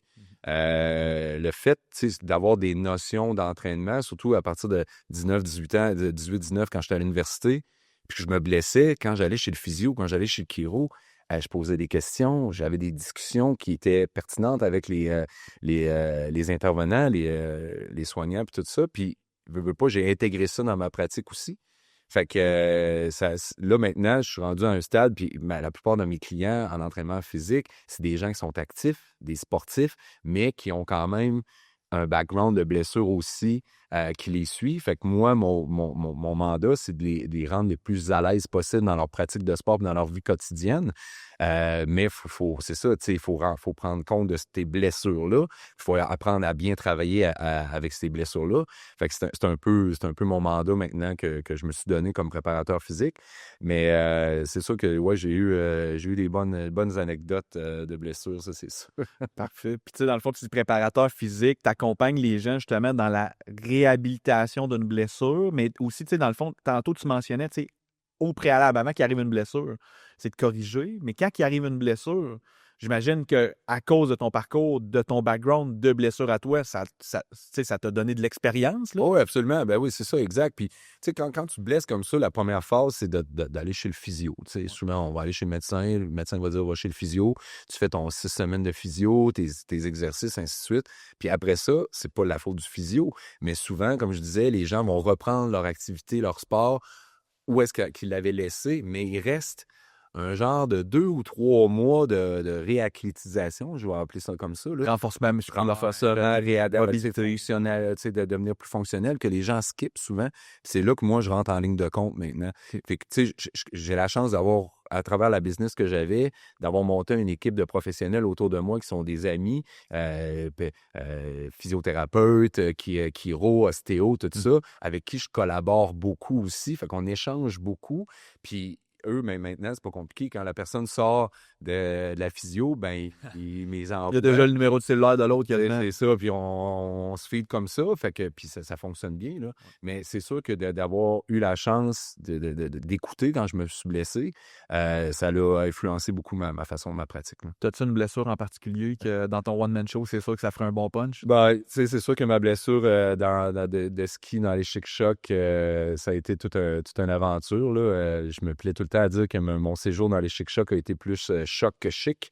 Faire une histoire courte, on monte une gang de chums. Heureusement, c'était le meilleur crew, safety crew que je pouvais pas avoir parce que j'avais des patrouilleurs de ski avec moi. J'avais un chiro, j'avais un médecin, j'avais un dentiste, je m'étais pété les dents. J'avais un ortho, en tout cas, bref, j'avais le meilleur crew, mais on part, on s'en va faire une journée d'un chic-choc de backcountry, de ski de rando. Puis c'est la dernière descente. C'est flat light, tu sais, flat light, c'est le ciel est gris. Puis on descend dans une forêt de bouleaux blancs, tu sais. Fait que la neige est blanche, les bouleaux sont blancs, c'est flat light. Puis moi, j'ai une condition médicale, je fais des migraines ophtalmiques. Tu sais, on peut être en train de se parler là, puis boum, je te vois plus à moitié de la face. Puis après ça, c'est des maux de taille, puis j'ai l'impression, parce que ce qui est arrivé, c'est que, quand on fait du ski backcountry, c'est rare qu'on va descendre toute la gang en même temps. Tu sais, souvent, tu en as un ou deux, les autres regardent, ils arrêtent, les autres, ils vont, tout ça, tu sais, bon, pour les avalanches, puis tout ça. Puis, je descends, mes deux chums me regardent, puis là, à un moment donné, j'ai pris un virage à gauche, j'ai jamais vu le boulot, puis je suis rentré de plein fouet dans un arbre. Je me suis fracturé les 2 rotules, le poignet à gauche, 3 côtes. Le genou à gauche était complètement détruit. Il a fallu que je me fasse reconstruire le genou. Le genou à droite, c'était moins pire un peu. Quand je suis rentré dans l'arbre, mes chums m'ont dit, il s'est suicidé. Il a commencé, il est allé se foutre dans l'arbre de même. Mais quand j'ai repris conscience, puis quand j'ai repris mon souffle, parce que ce qui paraît, j'ai arrêté de respirer quasiment une minute, c'est là que j'ai vu, je voyais plus rien de l'œil gauche. Fait que là, j'ai soupçonné que j'avais commencé à faire une migraine. Pendant ta descente. Pendant ma descente, puis que vu que c'était flat light, boulot blanc, je m'en suis pas rendu compte tout de suite, mais j'avais perdu la vision de l'œil gauche. Puis quand j'ai pris mon virage à gauche, ben l'arbre était dans un champ de vision qui était bafoué. Fait que là, rentre dans l'arbre, mais là, t'es en plein backcountry, là, dans un chic-choc, là. Fait que moi, on venait juste de quitter un endroit où est-ce qu'il y avait une cache avec un traîneau de survie, avec des couverts de survie, puis une coupe d'affaires, tu sais, pour justement s'il arrive ce type d'incident-là. Fait que j'ai un chum qui a remis ses pots, qui a remonté, qui est allé chercher ça pendant que les autres, pendant quasiment 1 heure, le temps qu'ils montent, tout ça. Et il se relayait pour me réchauffer. Moi, j'avais encore les 2 jambes entre les arbres, puis il fallait pas qu'il me bouge de là. Oh, oui. Puis il y en a un autre qui est parti aller chercher t'es allé au stationnement, t'es allé chercher du secours, appeler l'ambulance. Finalement, il arrive avec le traîneau, il me stabilise dans le traîneau avec des branches, tout, vraiment au secours. Puis là, il me descend, puis là, ben, veux pas, moi, j'avais le poignet à gauche de péter, mais il fallait que je me retienne avec la main gauche pour pas verser dans la pente. Là, j'arrive en bas, le skidoo arrive, ils me mettent dans le skidoo, on envoie mes chums avec des pelles avant parce qu'il y avait des trous dans le track. Fait qu'ils ne pouvaient pas me passer dans ces trous-là. Fait que mes chums étaient en ski en avant avec des pelles, remplissaient les trous au fur et à mesure. Puis là, après ça, ben là, on sort de là, l'ambulance nous attendait. Tout ça, là, l'accident, me sortir du bois, ça a pris 4 heures. Après ça, fait 45 minutes pour me rendre à l'hôpital. Arrive à l'hôpital, ils ne savaient pas trop quoi faire avec moi, à part déchirer mes pantalons de ski, mettre les ciseaux dedans, puis tout. Ils n'ont pas fait grand-chose. Ils m'ont stabilisé. Ils m'ont dit, prenez des médicaments. Ils m'ont retourné dans mon auberge. Là, c'était le début du voyage. Fait que mes chums, puis on était montés avec mon auto. Fait que mes chums se concertent, puis là, ils disent, ben Éric, on va te mettre dans un taxi demain matin parce que nous autres, on veut continuer notre trip de ski. Fait qu'à 6 heures du matin, j'avais rendez-vous à Rimouski, à l'hôpital, pour rencontrer un ortho. Puis, fait que là, j'embarque dans le taxi, fait 2 heures et demie de taxi jusqu'à Rimouski en broyant ma vie. Tu sais, j'étais en souffrance, tout ça. La madame, la chauffeur de taxi, je tiens à dire, est arrêtée 2 fois sur le bord de la route pour fumer une clope pendant que moi, j'étais en arrière en train de mourir. Arrive à l'hôpital, là, je dis à l'infirmière, je dis, madame, vous voyez l'état, j'avais mes skis, j'avais mon stock, je dis, je suis brûlé, ça fait comme 24 heures, 30 heures, j'ai pas dormi, je suis pété de partout.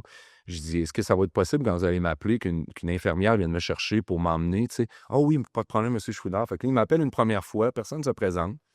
Deuxième fois, personne ne se présente. Fait que là, je dis, puis il y avait du monde bizarre qui se promenait dans la salle d'attente. Là, je dis, oh merde, je laisse mon stock là, tu sais. Puis là, je m'envoie un bras avec ma chaise roulante. Là, je m'en vais vis-à-vis de la porte. Je me mets de dos à la porte. Puis là, je rentre dans la porte. Puis là, je me vais. Puis là, je vois le médecin, un gros bonhomme assis là, qui est en train de scroller sur son cellulaire, tu sais. Fait que là, je m'en reviens. Puis là, j'étais un peu à bout. Puis je dis, hey, vous êtes pas ben dedans, vous, tabarnak? Fait que là, il se lève, il me met son cellulaire sur le bureau, puis il me tient à la porte. Il prend pas ma chaise, même pas à rentrer, il tient à la porte. Fait que là, il m'installe. Fait que là, il reprend son cellulaire. Puis là, il me dit, t'as fait ça en ski? Je dis, ouais. Ah, dis-toi, tu skieras plus de ta vie. Hein? Je dis, quoi? Il dit, non, il dit, toi, il dit, faut que je t'opère aujourd'hui, tu skieras plus. Il dit, je sais pas si tu faisais du sport haut, mais tu courras plus, tu sauteras plus. Là, je dis, hey, savez-vous à qui vous parlez, vous? Je gagne ma vie avec mon corps, là. Je suis pas danseur, là, je suis éducateur physique. Puis, fait que là, il dit, ah, ben là, il dit, non, il dit, je pourrais t'opérer aujourd'hui, mais je sais pas trop quand, nanana. Là, moi, je dis, je dis, si tu me stabilises, puis que mon chum, un de mes chums qui veut rester à Rivière-du-Loup vient me chercher, puis que je me fais opérer demain ou après-demain, est-ce que ça va changer de quoi dans ma condition? Est-ce que c'est dangereux? Il dit non. Ben, je dis, toi, tu me touches pas. Je dis, toi, tu me touches pas. J'avais un chum qui opérait à Québec. Fait que, je dis, tu me touches pas. Fait que là, il dit, ah, ben, on va te mettre un attelle pour ton genou. Puis je dis, puis mes côtes, puis mon poignet. Bon, tu t'es côtes, t'es rentré dans un arbre, c'est sûr, ça fait mal. Puis ton poignet, ça doit être une entorse.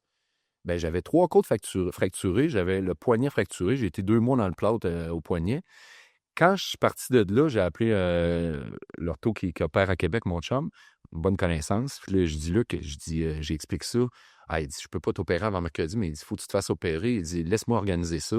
15 minutes, il m'appelait. Il dit, OK, demain matin, tu as rendez-vous avec Pellet, il va t'opérer. Il va te faire une job pour que tu puisses refaire du sport, tu sais. L'autre, là, le gars à Rimouski, Il avait déjà pas le bon mindset. il On vient de vraiment parler pas le mindset, il m'aurait ouvert, il m'aurait rafistolé ça, il aurait fait « va-t'en, mon homme ». Tu sais, j'ai des séquelles à tous les jours. Là, je te parle, je le sens, mon genou. Mais je suis encore capable de faire du ski, du vélo de montagne, de m'entraîner, de faire de la rando, un petit peu de course à pied. Parce que si lui m'avait opéré, j'aurais pas été capable de faire. Puis le médecin qui m'a opéré, c'est un grand sportif. Tout de suite, même avant l'opération, il m'a dit « Toi, là, aussitôt que tu te réveilles, tu commences à bouger ta jambe. » Il dit, même si ça ne veut pas bouger, tu lui dis de bouger. C'est complètement un autre mindset. Puis c'est lui qui m'a donné, OK, ouais, go, je peux y aller, parfait. Puis là, à partir de là, je me suis refait une réhabilitation assez sacoche, merci. Là, Fait que là, toute ton expérience de réhabilitation, mais tu as eu quand même, j'imagine, physio. Ah oui, j'étais T'as encore... tout fait, là. Tout fait. Puis comme je te dis, c'était des amis. Là, je collaborais déjà avec eux, là, physio, ostéo, chiro. Fait que tout le monde s'est mis sous mon cas aussi. Là. Heureusement, j'ai été bien suivi par rapport à ça. Mais après la physio, comme je dis, une fois que la physio est faite, moi, il a fallu que je continue à faire ce qu'il fallait que je fasse pour être capable de reprendre mes activités. Puis je me rappellerai toujours quand j'étais en physio puis qu'il fallait que je fasse du vélo stationnaire, mais au début, je n'étais pas capable d'avoir la flexion qu'il fallait. Puis fait que je faisais des allers-retours sur ma pédale. Puis à un moment donné, j'avais réussi à faire une première rotation complète. Je m'étais mis à pleurer comme si c'était la plus grande victoire que j'avais faite de ma vie. C'était vraiment, là, je venais de passer un autre step. C'était step by step comme ça qu'il a fallu que je remonte, que que j'arrive à faire ce que j'ai été capable de faire aujourd'hui. Mais je pense que la meilleure décision que j'ai prise, c'est d'envoyer promener l'autre chirurgien puis de dire non. Il faut que quelqu'un soit conscient de qui opère puis qu'il fasse la meilleure job possible pour être capable de m'en mettre sur mes jambes parce que je sais pas bien faire d'autre. C'est un peu ça mon mindset dans le temps. Là. Ouais. Fait mais c'est sûr que toute cette réhabilitation-là, la collaboration avec les physios, même qu'à un moment donné, j'ai pu participer comme cobaye à une formation sur le genou, la réhabilitation du genou auprès de physio. C'est un spécialiste du genou qui travaille, physio spécialiste du genou, qui allait donner une conférence, puis il avait besoin d'un cobaye. Puis là, mes chums m'ont dit « Hey, on a le meilleur cobaye pour toi. Il est super opération au genou, le gars il est sportif, tatata. » Fait que c'était aussi cette formation-là, même si j'étais cobaye, je l'ai suivi en même temps. Ben oui. Fait que tu sais, ça m'a amené à avoir beaucoup d'expérience par rapport à la gestion des blessures. Moi, en étant souvent blessé, mais aussi en collaborant, puis en suivant des formations là, qui sont connexes. Là. Exact. Puis, c'est-tu pour ça que tu as un point de vue quand même assez tranchant, je veux pas dire tranchant, sur Lindsey Vonn, sur l'accident qu'elle a eu? Tu sais, dans le fond, tu sais c'est quoi tu sais, ça t'a pris combien de temps de te réhabiliter de ton genou? Ben moi, ça a pris plus qu'un an. Hey, plus qu'un an. Tu sais, C'est dans le ça. fond, tu le sais, c'est quoi la trail, là. Oh oui. Ça va être long, là. Oui, puis ben oui. Moi, c'est un moment donné, c'est comme je disais tantôt en entrée de jeu, des fois, c'est la tête qui veut quelque chose, mais pas ton corps. Sauf que c'est ton corps qui va te suivre jusqu'à temps que ta tête lâche. Fait que là, j'ai comme l'impression, puis c'est pas la seule à avoir fait ça, là, d'avoir pris une décision Moi, je trouve que la fille, pour la gloire, pour une médaille, pour son mindset de compétitrice, elle a mis sa vie puis le reste de sa qualité de vie en jeu. Est-ce que ça valait vraiment la peine? Tu sais, mettons qu'elle va avoir 60 ans et qu'elle sera plus capable de se lever de son divan ou pas être capable de jouer avec ses petits-enfants parce que probablement qu'elle va avoir une jambe de bois ou whatever. Elle a peut-être pas tout mis dans la balance. Hein. Elle n'a pas tout mis. C'est ça, tu sais, ces gens-là, je m'excuse, je dis pas que c'est tout le monde. Encore là, je ne vais pas mettre tout le monde dans le même bateau, mais ces compétiteurs-là, là, c'est proche de la maladie mentale. C'est la limite entre l'équilibre mental puis le déséquilibre mental est très fin là, pour ces gens-là. T'sais. C'est sûr que c'est des ultra-performants, mais à quel prix? T'sais? Fait que je pense que Lindsey Vonn, c'est un bel exemple pour ça. Je connais pas toute l'histoire, mais je pense que le mindset était là. C'est une décision personnelle qu'elle a prise. Je pense pas que ce soit ses coachs, quand la fille elle a 41 ans, 40 ans, qui a dit non, il faut absolument que tu ailles gagner, il faut que tu skis pour nous autres, il faut que tu skis pour ton pays. Ça a été une réflexion personnelle, mais je pense qu'elle n'a pas pris la bonne décision. Puis même si elle dit que sa blessure initiale n'a pas eu de conséquences sur ça, quand tu es blessé ou quand tu skis ou tu compétitionnes avec une certaine douleur, tu n'as pas la même confiance, tu n'as pas le même mindset. Puis quand tu descends des pentes de ski à 140 km/h comme elle fait... C'est du super jeu qu'elle fait?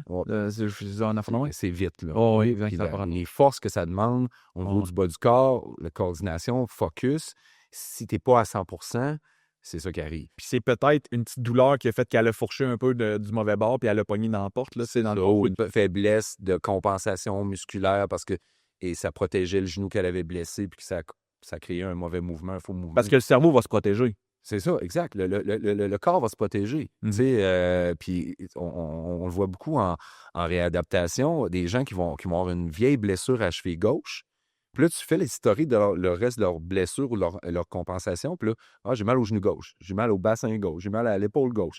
Puis là, tu te rends compte que c'est la protection de sa cheville qui dure depuis des années qui a créé tous des débalancements. On dirait que tu parles de moi. Ben, c'est exactement ça. Moi, je suis de même, ces photos, j'ai le bassin un peu de travers parce que je compense. À cause de compensation, tu sais. Fait que c'est sûr que ton cerveau et ton corps se protègent de façon inconsciente.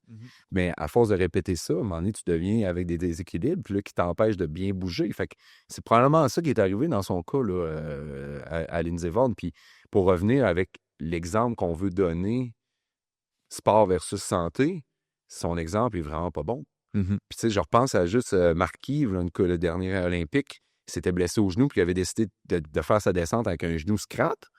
Et ça n'a rien donné non plus. Là. Puis, je trouve pas que c'est un bon exemple à donner non plus aux jeunes, tu sais. Puis, nous, aux fédérations de sport, qui souvent vont pousser. Moi-même, quand je jouais junior au baseball, je me gavais d'Advil pour jouer parce que j'avais tout le temps mal partout. Puis, le coach ne me disait pas, hey, on va te faire bencher 2-3 jours. Là, non, le coach, c'est comme, là, t'es Advil, puis vas-y, man, à l'air du marbre, puis vas-y courir, puis vas-y lancer la balle, même si t'as mal au bras. Puis, fait que cette mentalité-là, veut pas, elle a des répercussions à un moment donné sur l'adulte que ça devient. Là. Exact. Fait que je trouve que c'est pas des bons exemples à donner du tout. Maintenant, heureusement, il y a plus de conscientisation face à ça dans les différentes fédérations sportives chez les coachs. Les coachs sont plus informés de ça, de ces pratiques-là, puis c'est de moins en moins utilisé, mais ça reste encore présent. Ça reste, on va dire, une mentalité à peut-être améliorer. Absolument. Absolument. Absolument. Quelqu'un qui écoute notre entrevue, qui dit « Hey, Eric, ça me semble être un bon coach. J'aimerais ça que mon jeune fasse affaire avec Eric. C'est-tu possible? » Oui. C'est comment qu'il fait ça? C'est quoi qu'il va avoir, mettons, dans la prochaine année que tu coaches? En fait, là, tu sais, moi, j'interviens beaucoup auprès des jeunes sportifs du Mont-Saint-Anne, tous les cyclistes, skieurs de fond, skieurs alpins, joueurs de hockey aussi. Puis, tu sais, veux pas, selon l'âge, puis le développement aussi, la maturité physique d'un jeune, parce que tu sais, t'as un jeune de 13 ans qui peut être plus mature physiquement qu'un autre, ils feront pas la même chose. Tu sais, un jeune de 12 ans, de 11 ans, de 10 ans, là, il peut s'entraîner, mais il fera pas de poids. Il va travailler sa vitesse, il va travailler sa coordination, il va travailler son temps de réaction, il va travailler sa posture, il va travailler son équilibre, sa proprioception, les affaires de base athlétiques qui, après ça, s'il comprend bien les mouvements, comprend bien son corps, là, on va commencer à mettre de la charge puis commencer à avoir des programmes d'entraînement qui sont plus structurés pour des objectifs de développement de la force maximale, de la force vitesse, de la force endurance. Mais ça commence pas avant 15 ans, 16 ans. Fait que des fois, je vois des parents qui me disent « Ah, j'aimerais ça que mon jeune, à la fin des sprints, là, il soit capable de plus sprinter. » Quel âge ton jeune? Il a 12 ans. Ben, fais-y faire des sprints sur ton vélo. Fais-y pas faire de la muscu.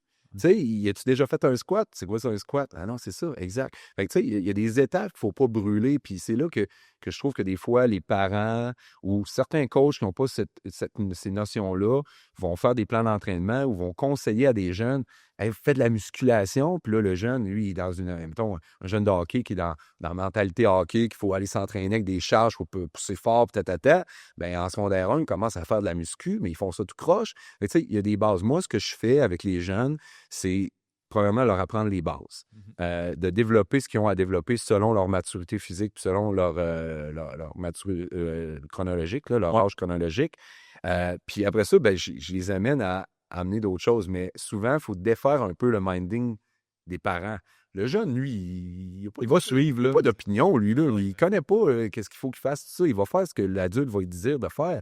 Fait que c'est souvent, j'ai plus à travailler avec le minding du parent qu'avec le jeune. Puis une fois que le parent me fait confiance, ben, j'ai souvent des beaux succès avec les jeunes. Ce qui arrive maintenant, par contre, puis ça, je le vis autant comme enseignant que comme préparateur physique, c'est qu'avec les réseaux sociaux, les TikTok de ce monde, les Instagram, les jeunes sont tellement bombardés d'informations, de différents types d'exercices. Ils voient hockey training. Ils voient un gars de la Ligue nationale faire des entraînements spécifiques de hockey. Il arrive dans le gym le lendemain, le jeune de secondaire 1, il s'installe les élastiques, puis il fait la même affaire. Non. Puis là, ce qui est dur comme intervenant, quand il voit ça sur les réseaux sociaux, c'est que tu deviens une source d'information à travers les autres.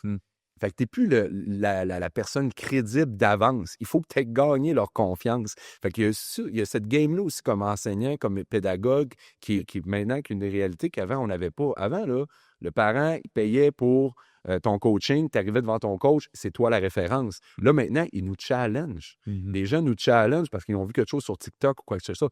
C'est pas bon, mais une fois que tu as posé la question, écoute la réponse, par exemple. Fait que c'est là que des fois, il y a certains jeunes qui posent la question, puis ils se ferment parce qu'il y a mieux aller voir sur leur TikTok. Puis, hey, il y a 2 millions de followers, lui, il doit être bon, hein, il doit savoir ce qu'il fait. Probablement, mais tu as 12 ans. Lui, il en pas la personnalisation. Ben, c'est pas personnalisé du tout, tu sais. Fait que c'est ça qui est aussi un enjeu maintenant avec l'enseignement au niveau des jeunes, c'est qu'ils sont tellement bombardés de sources différentes qui sont plus capables de reconnaître qu'est-ce qui est bon et qu'est-ce qui n'est pas bon.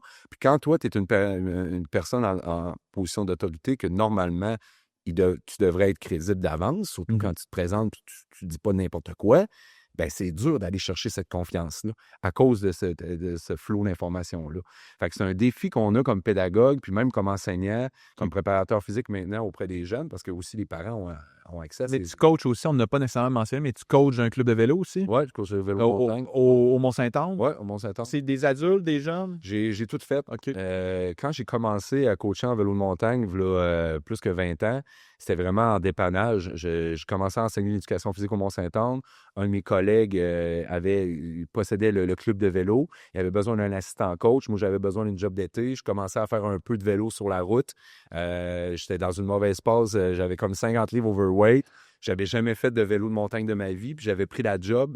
Je l'ai appris sur le tas. J'ai appris dur à la dure. Je vais dire, là, le vélo de montagne, c'est un sport en particulier en soi.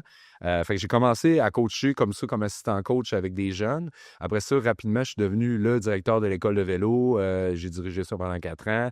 J'ai coaché des adultes qui se préparaient pour la compétition. On appelait ça intensité. Fait que les adultes venaient pour que je les entraîne parce qu'ils faisaient des raids, faisaient des courses régionales ou tout simplement pour se mettre en super forme physique pour leur saison de vélo personnel. Okay. Après ça, quand j'ai recoaché des jeunes au compétitif, puis la compétition, c'est correct, mais je voulais amener d'autres choses dans le vélo. Je voulais amener l'intégration de plaisir dans la pratique du vélo. Fait que j'ai décidé de coacher encore pour le flux, mais au récréatif. Okay. C'est des jeunes qui ont un super potentiel, souvent sont en super belle forme, ils ont des belles activités, des belles habiletés techniques, mais ils font du vélo pour le fun.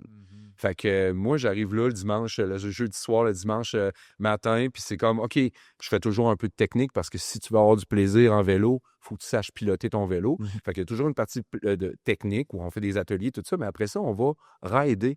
Puis je leur apprends, moi, je trouve que le vélo de montagne, c'est une très belle école de vie, là, surtout quand tu la fais en groupe, parce qu'il faut que tu apprennes l'effort, parce que c'est dur, le vélo de montagne. Puis quand tu apprends l'effort, souvent, on voit la personnalité de base du jeune. Tu sais, t'en as qui vont fermer leur boîte, ils vont serrer les dents, ils vont y aller, ils vont être essoufflés, puis ils vont être contents d'avoir ce qui... T'en as, ils vont voir la pente, puis tout de suite, ils s'écrasent, puis oh non, nanana. Puis moi, je prends tout le temps cette occasion-là pour dire, si tu t'écrases devant cette pente-là, tu vas t'écraser devant chaque défi qui va te présenter dans la vie. Change ton mindset, dis, OK, ça va être dur, mais je vais réussir. Puis si tu ne réussis pas la première fois, il faut que tu débarques du vélo, pousse ton vélo, puis avance, puis continue. Fait que je leur dis tout le temps aussi, si tu es la personne dans le groupe qui est constamment en train de chialer, tu nuis à tout le reste du groupe. Fait que d'apprendre, c'est bon pour apprendre. Même si c'est individuel, même si c'est individuel, ça devient en groupe. Puis dans un groupe, dans un effort. Tu sais, si tu es tout le temps le premier, puis à chaque fois que tu arrives en haut, que le dernier arrive, tu repars. Tu ne laisses pas son temps de repos, tu ne le félicites pas parce qu'il vient de monter à la même côte que toi, même s'il a pris 2 fois plus de temps. Tu n'es pas un bon leader du tout. Fait que c'est aussi d'apprendre aux meilleurs à devenir des bons leaders, des leaders positifs, puis pas de devenir un leader qui écrase les autres, parce que c'est facile à cet âge-là, quand tu es bon, quand tes parents ont de l'argent, tu as un plus beau vélo que l'autre, ils sont beaucoup dans la critique, dans l'observation. C'est ça un peu le sport aussi individuel, ça regarde le vélo de l'autre, ça regarde la paire de ski de l'autre, son casque, ses lunettes. Hey, les lunettes, c'est important qu'il y ait des belles lunettes. Fait que c'est, moi, maintenant, je me donne le mandat d'apprendre la vie à ces jeunes-là à travers le vélo de montagne. Et non de les emmener sur un site de compétition puis de leur faire calculer combien ils font du tour puis tout ça. Je trouve que ça leur apportera... Je ne dis pas que ça apporte rien, mais je pense que c'est plus bénéfique à long terme d'apprendre la vie à travers le vélo de montagne que d'apprendre à gagner des médailles. Fait que ça a été la même affaire pour moi personnellement. Depuis que je fais du vélo de montagne depuis l'âge de 25 ans, mon mindset a changé. Tu sais, en vélo, là, de montagne, si t'es pas focus à 100% sur ce qui se passe là, tu te plantes, tu fais une erreur, ainsi de suite. Fait que ça m'a appris à la prise de décision rapide, à focusser sur une longue période de temps aussi sur un objectif qui est précis. Apprendre à avoir mal puis d'avoir du plaisir là-dedans. Tu sais, je te dis pas de faire vomir puis d'avoir mal juste pour avoir mal, mais d'être fier puis les endorphines que ça amène après, tu sais, l'effort. Fait que c'est tout ça que je veux transmettre aux jeunes par le vélo de montagne. Exact. Ben, écoute, Éric, il va falloir qu'on ralentisse un petit peu. On va descendre un petit peu l'avion, on va descendre un petit peu d'altitude, on va se préparer notre atterrissage. Mais, Éric, quelqu'un là, qui entend ça et qui dit écoute, il faut que j'inscrive mon jeune, il reste-tu de la place dans ce club-là? En fait, dans le club de vélo, ça, il y a de la place. De la place? Moi, je gère aussi le camp de vélo aussi, à la municipalité de Saint-Ferréol. OK. Ça, c'est super le fun parce que c'est un 6 semaines. Cette année, on a décidé de faire 6 semaines. C'est 4 jours par semaine. Puis c'est des journées complètes. C'est comme un camp de jour, mais axé sur la pratique du vélo de montagne. Puis on parle pas de compétition là. C'est vraiment, j'amène à tous les aspects du vélo. On fait une journée de descente, on va parler un peu de mécanique, on va parler de préparation. On fait des longues sorties avec le pack-sac, avec le lunch dans le dos. On fait du cross-country, on fait de l'enduro, on regarde des films de vélo. Fait que c'est vraiment très complet comme camp d'entraînement. Puis tu as la portion club de vélo, le club du Mont-Saint-Anne, qui, lui, ben là, il y a le club de compétition, il y a le club d'enduro, il y a le club pour adultes, puis il y a le récréatif aussi pour les jeunes. Puis ça, c'est plus ce volet-là que moi que je m'occupe maintenant. Là. Monsieur, il reste de la place. Il reste de la place. Ouais, pour le camp de vélo de Saint-Ferréol, les inscriptions vont sortir sous peu. Il faut juste aller voir sur le site de la municipalité. C'est contingenté, par exemple. On n'a pas plus que 20-25 places disponibles par semaine, mais le jeune peut s'inscrire pour 1 semaine, pour 2 semaines, pour 6 semaines, la première semaine, ça, c'est pas grave. Fait qu'à chaque semaine, j'ai des groupes qui sont différents, mais ça, c'est contingenté. Là. L'avantage, ton jeune va dormir? Le jeune va dormir. Ça, c'est sûr et certain. Les parents, à chaque fois, sont contents. Les jeunes dorment. Pas de tablette? Pas de tablette, pas de réseaux sociaux. Il n'y a même pas de réseau où on est, fait que c'est pas un problème. Mais oui, c'est une autre façon de passer son été. Puis ce qui est le fun aussi là-dedans, c'est que c'est une belle job d'été aussi. J'ai une belle gang de jeunes coachs qui veulent revenir d'année en année parce que c'est des jobs qui sont plaisants, sont dehors, sont sur un vélo, côtoient des jeunes qui sont allumés souvent, tu sais. Fait que c'est une belle affaire à s'occuper, j'aime bien ça. Excellent, c'est bien évident. Puis quelqu'un qui dit écoute, finalement, je me rends compte, j'ai peut-être une petite douleur, un petit quelque chose, puis j'ai besoin d'un préparateur physique ou d'un entraîneur privé. Est-ce que c'est possible de communiquer avec toi? Oui, absolument. Tu sais, là, présentement, au niveau professionnel, c'est ce que j'essaie de développer de plus en plus. J'avais d'autres projets qui sont tombés à l'eau, fait que là, je vise vraiment plus le développement de l'entraînement privé à domicile. Autant à distance qu'à proximité. Ce que je veux dire, c'est que je peux offrir un suivi par capsule vidéo, par vidéoconférence, des Zoom calls pour faire des suivis, puis envoyer des vidéos explicatives des plans, chacun des exercices, tout ça. Fait que je suis en train de travailler à bâtir ça, mais aussi, je peux me déplacer chez les personnes sans problème. Fait que, tu sais, moi, la façon que je fonctionne, c'est que je fais toujours une première rencontre d'évaluation des besoins avec une évaluation aussi biomécanique. Dans le sens, comment tu bouges, comment tu comprends les mouvements de base, y a-tu un manque de mobilité au niveau des épaules, au niveau thoracique, au niveau des hanches, la stabilité des genoux, ainsi de suite. Fait qu'on fait un portrait. Après ça, moi, je pars, je bâtis le plan d'entraînement, puis je retourne une autre fois démontrer le plan d'entraînement. Puis selon les besoins du client, après ça, il peut avoir un suivi là, hebdomadaire, bi-hebdomadaire, mensuel. Des fois, c'est juste des gens qui ont plus d'expérience, qui n'ont pas nécessairement de blessures, mais je les vois juste pour les changements de plan. Il y a toujours des petits suivis Messenger, texto qui se font on the side, mais ça, c'est vraiment une approche très personnalisée selon les besoins du client. Il y en a que je vois 2 fois par semaine, c'est aidé. Il y en a que je vois 1 fois par semaine, il y en a que je vois 1 fois par 6, 1 fois par 2 mois. Fait que c'est vraiment... très variable. C'est très variable, très ouvert. Personnalisé. C'est très personnalisé, exact. Les besoins, l'environnement, l'entraînement, ils s'entraînent-tu dans un gym, ils s'entraînent-tu chez eux, ils ont quoi comme à disposition. Peut-être acheter une coupe de matériel, parce que des fois, quand c'est très limité, il faut acheter du matériel, mais c'est très rare là, que je vais faire acheter un paquet de matériel. Le côté créatif de ma job me plaît beaucoup, là, d'avoir des contraintes, de faire OK, il faut que j'optimise son entraînement avec les parents. Il y a un mur, un tapis. C'est ça, mais qu'est-ce que je peux faire avec ça? Fait que ça, c'est quelque chose qui m'allume beaucoup. Exact. Puis, tu sais, les entraînements, je me rappelle, il faisait beau, on allait sur mon patio, puis il faisait pas beau, on est dans le sol. On aurait pu varier ça ben des façons. Là, Exact. J'ai une dernière question pour toi, Éric. Vas-y. Les paroles s'envolent, mais le podcast va rester. Ouais. S'il y a une chose que tu peux déposer, que dans 1 an, tu veux que ça soit réalisé ou que tu aimerais ça avoir accompli, ça serait quoi la chose? OK, bonne question. C'est sûr, comme je viens de dire, que dans les dernières années, depuis que j'ai perdu mon gym pendant la pandémie, j'ai eu beaucoup d'offres pour collaborer, pour repartir des gyms dans la région, qui est une demande vraiment. Ouais. Puis ça a toujours tombé un peu à l'eau. Fait que j'attendais après des projets des autres pour avancer. Là, moi, ce que je dirais, c'est de pouvoir mettre en place un projet qui est personnel, Mhm. qui est, comme je viens de te dire, de l'encadrement à domicile, d'avoir une belle clientèle stable. Moi, je ne veux pas vivre sur un taux de roulement, je veux vivre sur un taux de rétention. Ça a tout le temps été mon minding, autant quand j'avais le gym que maintenant. Donc, dans un an, j'aimerais ça avoir une clientèle d'entraînement personnel à domicile, autant à proximité, autant par vidéo, quoi que ce soit.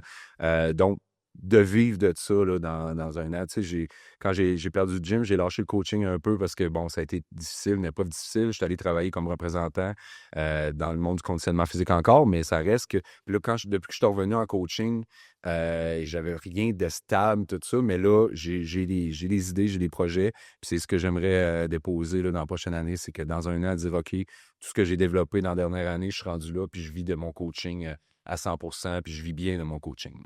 Ben, moi, j'ai l'impression que la flamme a été rallumée. Oh oui, vraiment. Vraiment, tu sais, dans le fond, de passer de ces projets-là, des fois, la vie nous amène, dans le fond, met sur notre chemin des nids de poules. Là.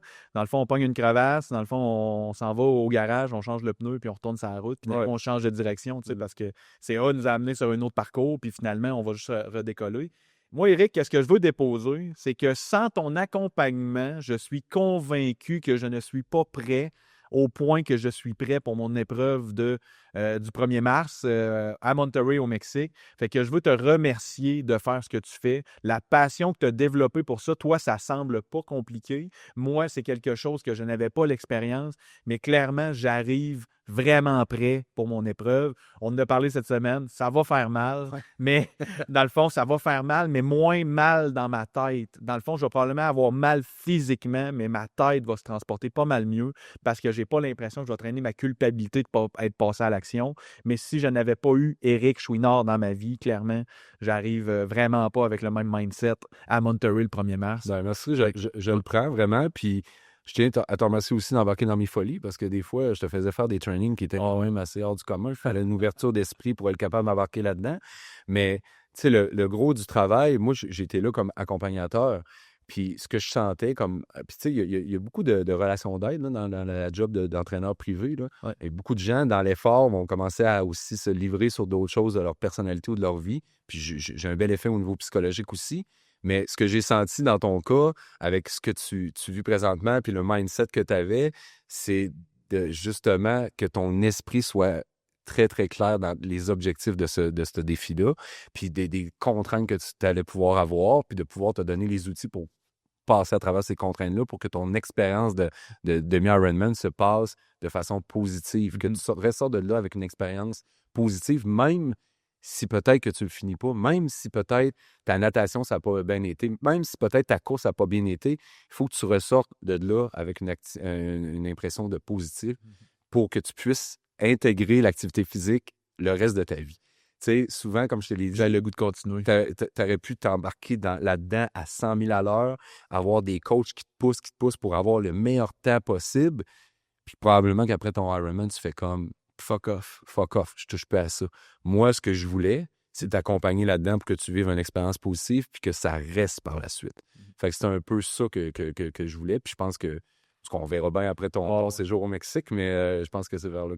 Mais tu sais, nous, on va continuer parce que j'en ai un autre. Tu sais, juste pour bien comprendre, je me suis inscrit à 2. Là, fait que j'en ai un autre à Tremblant. Fait qu'on va continuer. Je suis allé dans ce mindset-là avec toi. Là, exact. Plus continuer. Exact. Mais merci beaucoup, Éric. Merci pour le temps que tu m'as donné. Vraiment, vraiment très intéressant. Excellent. Merci. Au revoir. Au revoir.